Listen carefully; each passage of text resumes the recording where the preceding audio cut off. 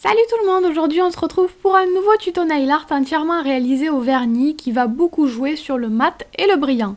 Avant de vous montrer ce que j'ai fait sur les ongles, je vous présente ça avec un petit schéma pour que vous compreniez bien. Donc je commence par faire des arabesques, puis je vais ajouter des sortes de petites pointes à l'intérieur des arabesques. Et pour mes espaces de libre, je vais ajouter des triangles et éventuellement, si vous reste encore un petit peu de place, vous pouvez mettre des points. Donc j'ai commencé par poser ma base et un vernis fuchsia assez foncé, puis sur tous mes ongles sauf mes annulaires, j'ai posé du top coat mat. Ensuite pour mes motifs, je vais donc utiliser un top coat brillant cette fois-ci et n'importe quel petit pinceau. Donc je vais travailler sur ma base mat et comme vous le voyez, je récupère mon vernis brillant avec mon petit pinceau et je vais commencer à dessiner mon motif. J'avais peur que vous ne puissiez pas voir ce que je fais, mais je crois que on comprend quand même plutôt bien. Donc de toute façon, je fais la même chose que tout à l'heure. Je commence par faire une arabesque. Je fais la pointe de mon arabesque un petit peu plus large. Je fais une sorte de petite boule au bout de mon arabesque. Et je peux faire des endroits légèrement plus épais. J'ajoute ensuite mes sortes de petites pointes qui vont ajouter un petit côté baroque, je trouve, à mon arabesque. De temps en temps, vous pouvez essuyer un petit peu votre pinceau pour pas que le vernis sèche dessus et pour pas qu'il y ait une grosse boule sur la pointe de votre pinceau. Et donc ensuite, vous continuez comme ça à faire plusieurs arabesques. Le but est de faire un motif intégral, donc imbriqué, plein d'arabesques sur votre ongle. Si vous avez des ongles plus petits, vous pouvez bien sûr faire des arabesques un petit peu plus petites.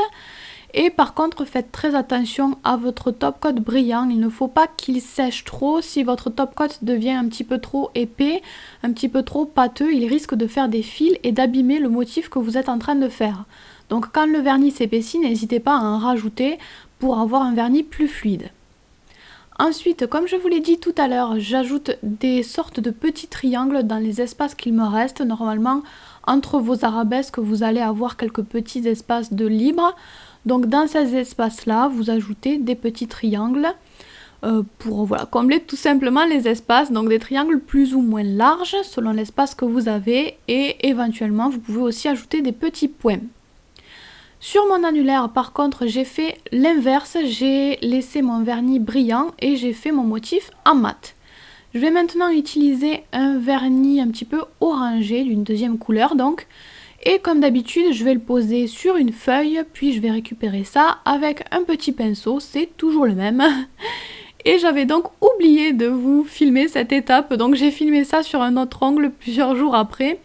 Mais bref, la technique reste la même, il ne vous reste plus donc qu'à faire un triangle. Donc je fais d'abord les contours du triangle en essayant de faire quelque chose d'assez droit et le plus centré possible sur mon ongle. Et ensuite, il ne me reste plus qu'à remplir tout ça, essayer aussi de faire un bel arrondi près des cuticules, d'avoir quelque chose de bien net.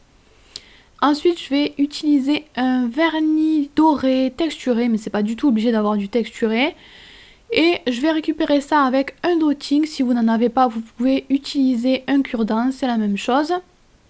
Et donc voilà, je vais tout simplement ajouter des points sur mon triangle pour que ça fasse un petit peu plus sympa, pour bien délimiter ça aussi. Donc il suffit de faire des points tout le long du triangle, des points de taille assez identiques à intervalles réguliers. Pour faire des points de la même taille, n'hésitez pas à recharger assez régulièrement votre dotting. Et voilà donc pour ce nail art, évidemment n'ajoutez pas du top coat à la fin, sinon ça va supprimer l'effet. Et puis voilà, j'espère que ça vous a plu et je vous fais des bisous. Vous pouvez vous abonner à ma chaîne, me suivre sur mon blog ou les réseaux sociaux, les liens sont en barre d'infos. Vous pouvez aussi cliquer sur l'image si vous avez envie d'en voir plus.